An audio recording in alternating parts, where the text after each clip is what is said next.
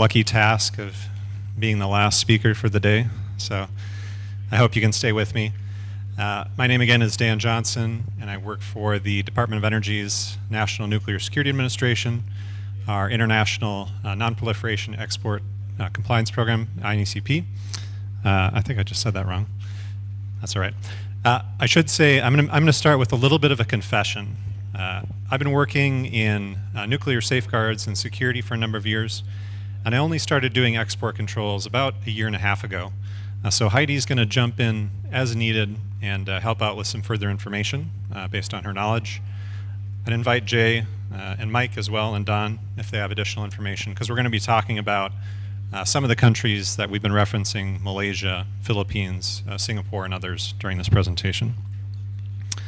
It's my first time here in Vietnam, so I'm really delighted to be here. It's been wonderful to hear about Decree 81. It's extremely impressive what you've all been doing, so it's really a pleasure to be here.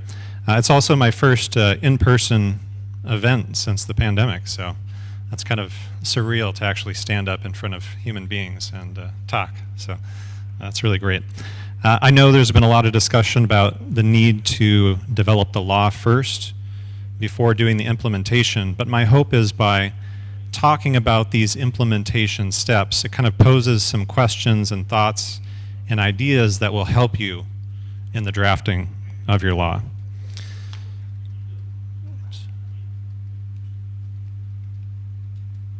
Okay, there we go. So we're going to be talking about promoting compliance through industry outreach, and I'm going to start by talking about the capabilities and activities that you need to develop for an industry outreach program. And then we're going to talk about different examples from other countries and how they've developed compliance programs.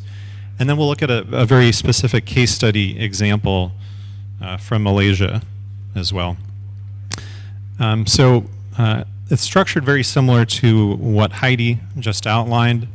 So we're going to talk now about the what a compliance program looks like, and then after that we'll talk a little bit about the how. What I want to do first, though, is go through this diagram, and this shows the four mission areas that Heidi talked about, just kind of in a different form. So right now Vietnam is in the establish the system phase. I'm going to talk about that next phase, about promoting compliance. And then tomorrow, Heidi and I will talk about the licensing phase as well as the enforcement phase for non-compliance, which are both a little bit complex. Okay, so why is this important? Heidi touched on this a little bit. We need to ensure that enterprises understand their products, their customers, the regulatory requirements and obligations, and the licensing processes and points of contact within the government. You as a government are not going to be able to, monitor all the trade that's going on right now. You're going to have to rely on your industry, because your industry knows their customers, they know their products, and they're going to know if something is off with a sale, if there's a red flag, if there's something wrong with the customer.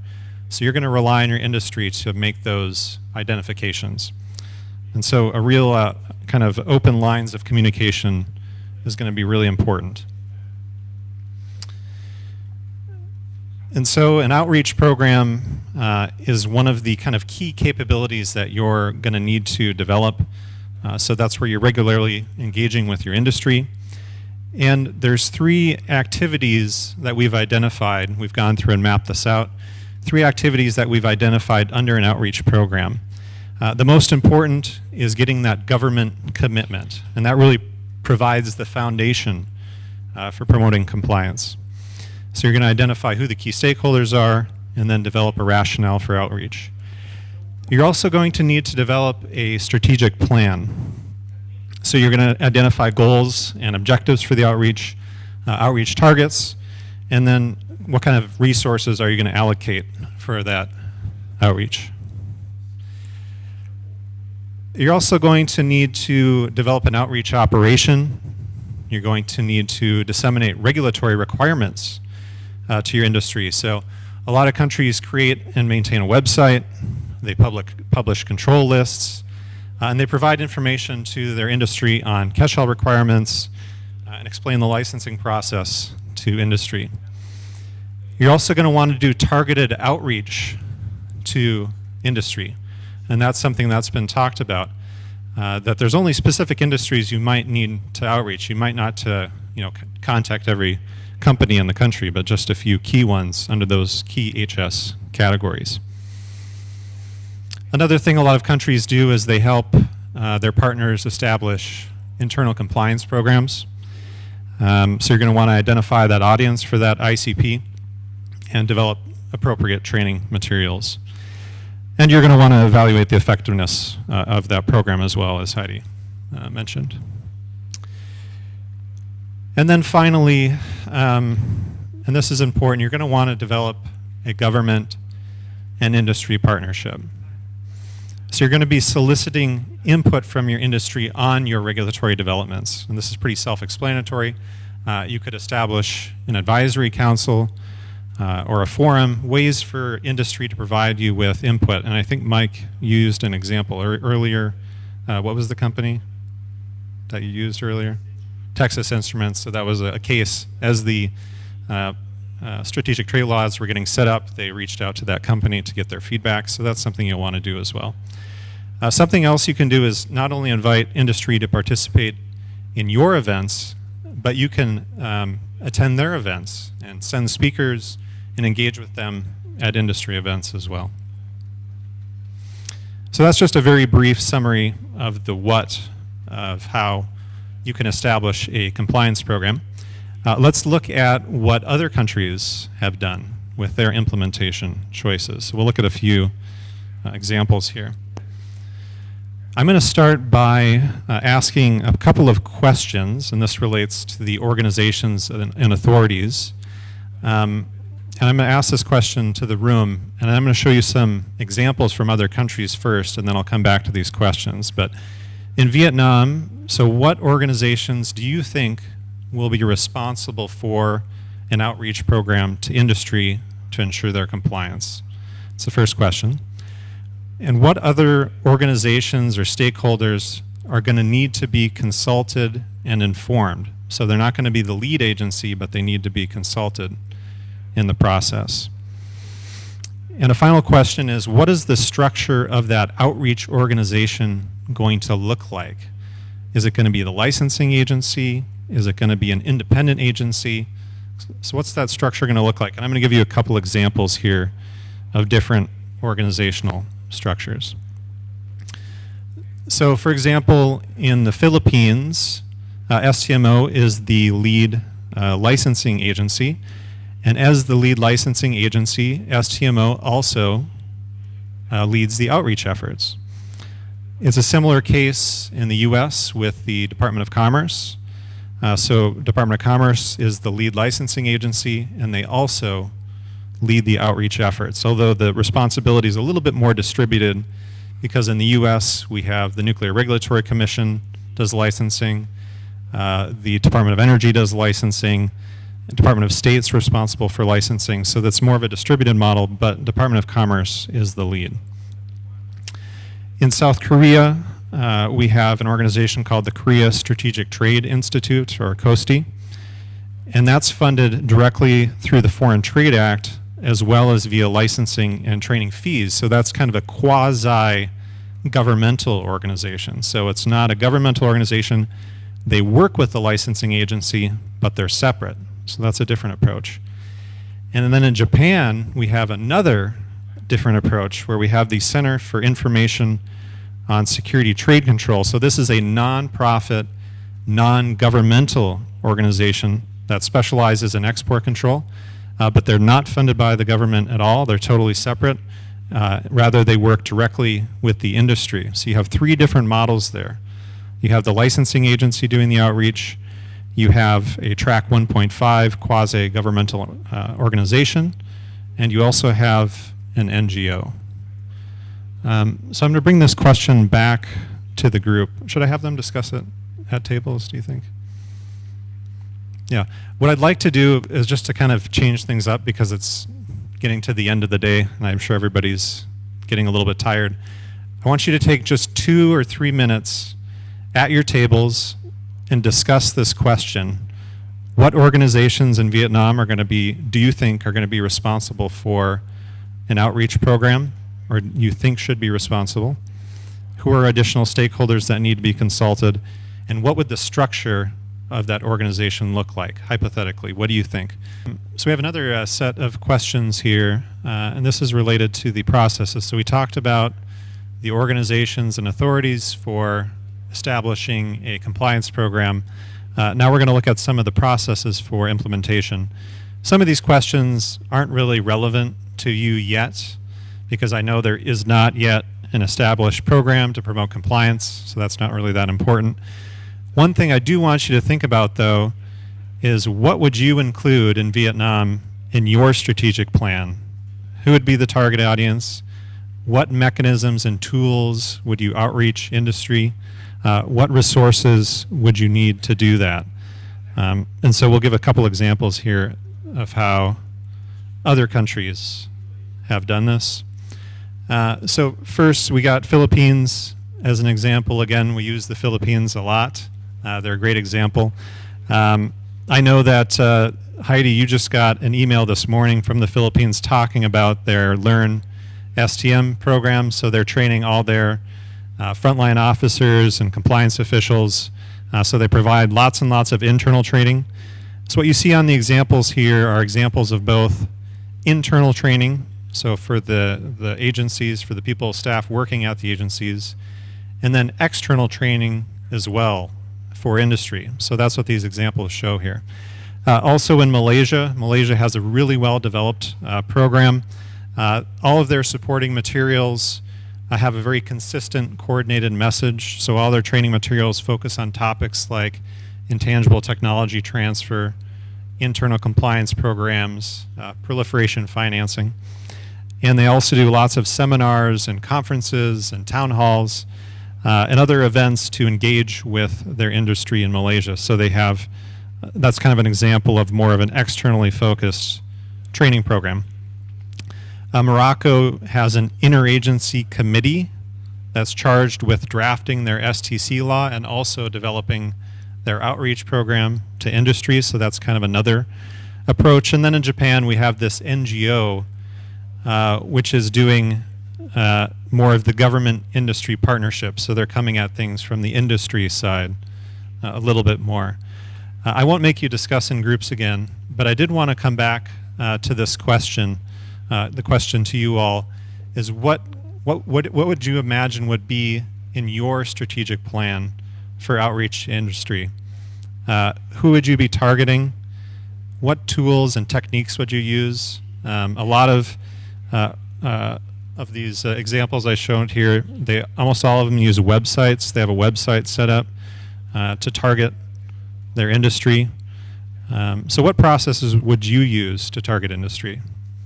Well, this is obviously an extremely important point. One of the most important points is what kind of resources are you going to need to actually establish a compliance program? So a few questions here for you. What kind of staff might you need? How much staff would you need for this? And associated with that, what kind of a budget would you need depending on how many staff you need for this effort? And you have to think about costs, additional costs, putting together training materials, putting together a website, holding events, doing site visits. All of these things cost money, so additional things to think about. And we'll look at some examples of how other governments fund these efforts. So for example, in the Philippines, they use a very small team, so they don't spend as much money in the Philippines. A small team, they have a website where they outreach, and I really love this quote, that the more resources you put into outreach to industry, the fewer resources that you have to use for enforcement. Enforcement is expensive and complex and very challenging. So if you can get your industry on board with your compliance efforts, it'll save you a lot of effort on the back end. We also have the example from Malaysia here. So Malaysia's decided to go with a little bit of a bigger compliance program, and they have a bigger budget as well. So you can right size your program. If you want something really small, you can do that in Vietnam. If you want something a little bit bigger, it just depends on your needs. Something they've done in Malaysia to help kind of cost share and help with the cost of this is they've partnered with other government agencies for their outreach. And I'm going to show you a video at the very end of this presentation that they made in collaboration with the Malaysian Communications and Multimedia Commissions. Another funding example is from South Korea. So we talked about KOSTI. So they get money from the government, and they also get money from the industry, from fees and training courses. And then the final model is in Japan. So in Japan, it's entirely industry funded. So they don't get government money. It's just industry funded. Where are we at for time?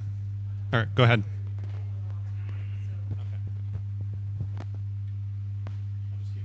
Yeah, I think for time's sake, we're not going to continue talking about some of the specific questions, especially because you're not necessarily ready to make all of those decisions. But I wanted to make one point about the Philippines.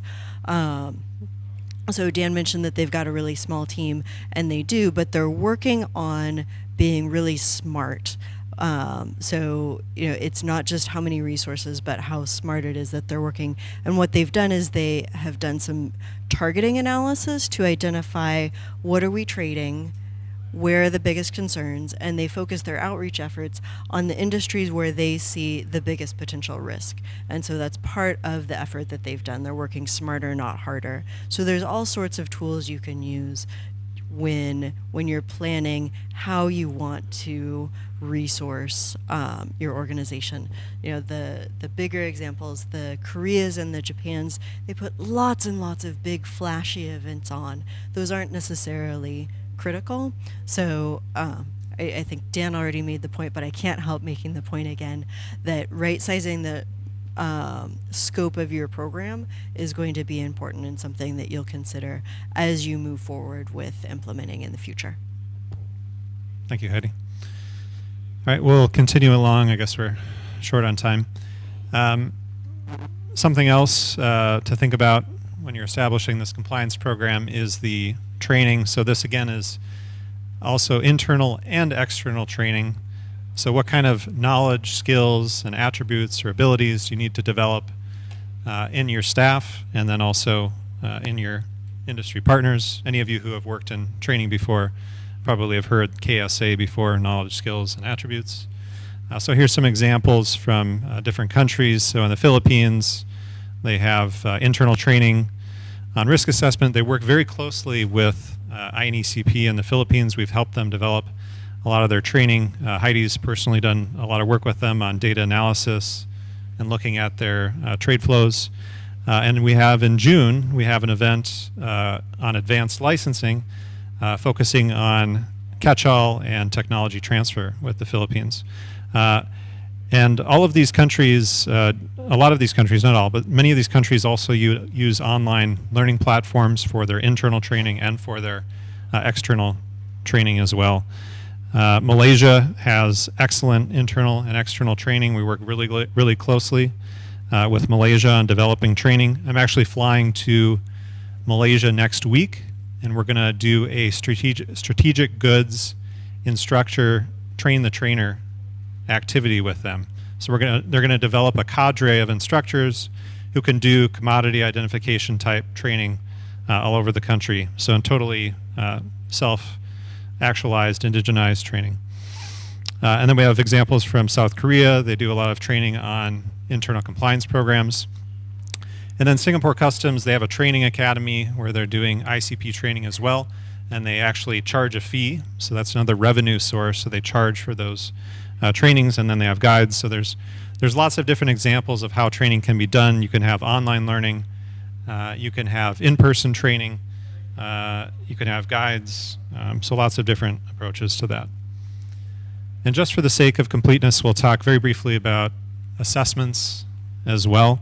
So you want to make sure that your compliance program is doing what you actually want it to do. There's a lot of tools you can use to make that assessment. You can run surveys of your industry, solicit their feedback, do forums. Another thing you can do, and something INECP has done with other countries is we've run tabletop exercises with them so they can test out their programs to see if they're functioning like they should or if there's gaps in their program. Okay, so I'm just going to show one country example. If we have time, Heidi can talk about the Philippines, but I'll talk briefly about Malaysia. Just to give you a little bit of background on Malaysia, the Strategic Trade Secretariat is their focal point for implementation of the Strategic Trade Act of 2010. So they're really responsible for almost all aspects of their strategic trade law. So they maintain the e-permit licensing system, they issue policy guidelines and issue standard operating procedures and directives. They do the industry outreach. They lead audits and interdiction teams, so they work very closely with the enforcement agencies, Royal Malaysia Police, Royal Malaysia Customs, and they also work with some of the licensing authorities like the Atomic Energy Licensing Board in Malaysia. Okay, so something that STS recently did last year, and maybe some of you even heard about this or participated in it, as they held a big 10-year anniversary event to celebrate the passing of the Strategic Trade Act. So this was a really big event, and it was done jointly with EXBS and with INECP. And they had 50 in-person attendees and then 850 virtual attendees. And they had very high-level senior representation, ambassadors, heads of departments, business leaders. And so it really raised the profile of the STA with the local business leaders. So they really used this big showcase event to celebrate the law and promote it with industry. So the presentations during the event really emphasized a whole of government approach to STC administration and enforcement. And they really worked on advertising and advancing their government industry partnership. And they really promoted a compliance culture. What they did is they had awards for the companies who had the best ICP system. So they had awards there. The point of all this really is just to say that Malaysia really took advantage of this anniversary event to raise the profile of the law and use it for industry outreach purposes. So when Vietnam passes your law, you should think as well about what kind of big events can we do to promote this to key stakeholders in Vietnam and promote it to industry to ensure that they know about it and can start to become compliant with it. So for the very last thing, I'd like to show that video I talked about earlier. So STS made this in coordination with the MCMC, which is the Malaysian Communications and Multimedia Commission. So it's a video that kind of highlights the Malaysian licensing process in very simple, friendly terms. It talks about what are dual-use goods, what are technology controls, what is commodity classification, and it walks through the 4 steps of their licensing process. It's in English. I'm sorry to say there's no Vietnamese captions, but I don't know, maybe the interpreters can interpret while the video is going for you. So it's a few minutes long, so watch the video to conclude, and then we can wrap for the session.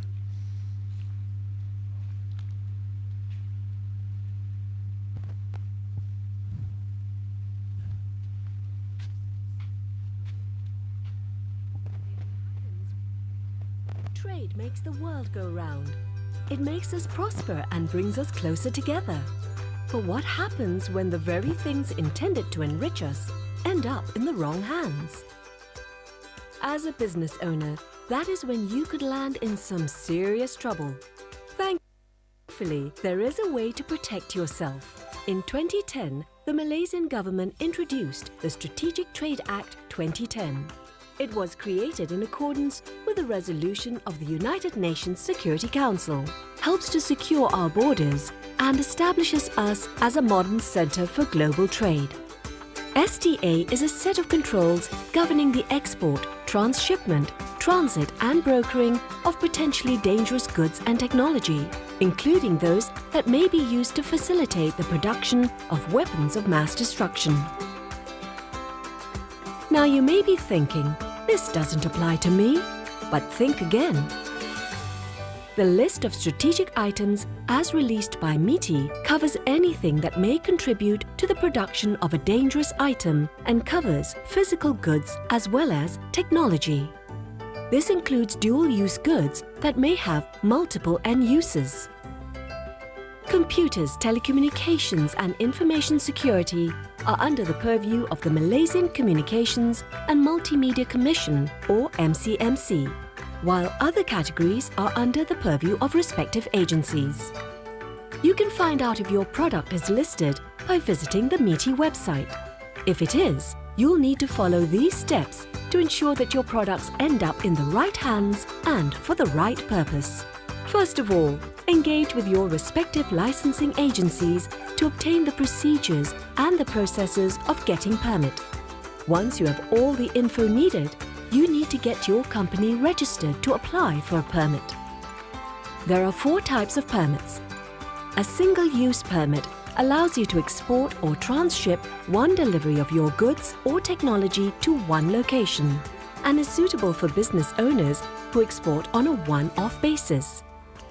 For businesses that need to export or transship more regularly, a bulk or multiple-use permit allows many deliveries to multiple locations over a period of time.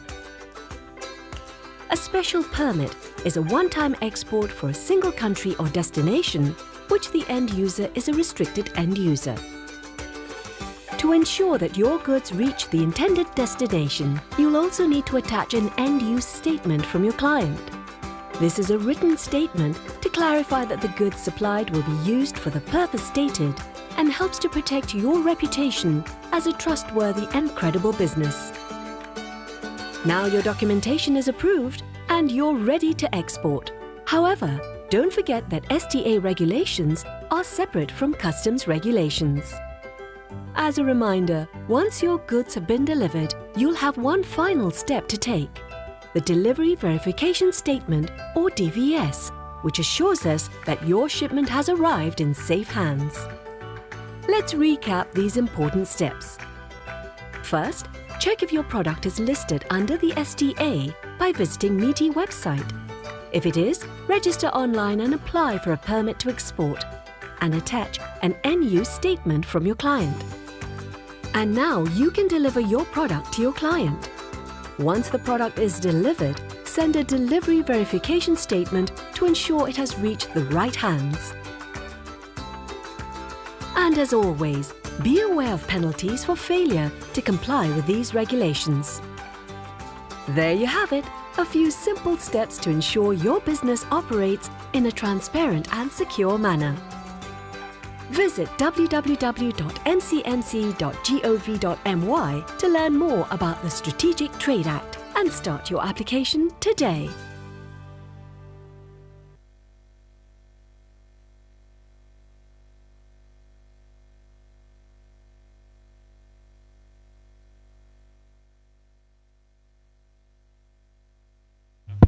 There we go. I think it's just kind of an interesting example of what can be done for industry outreach.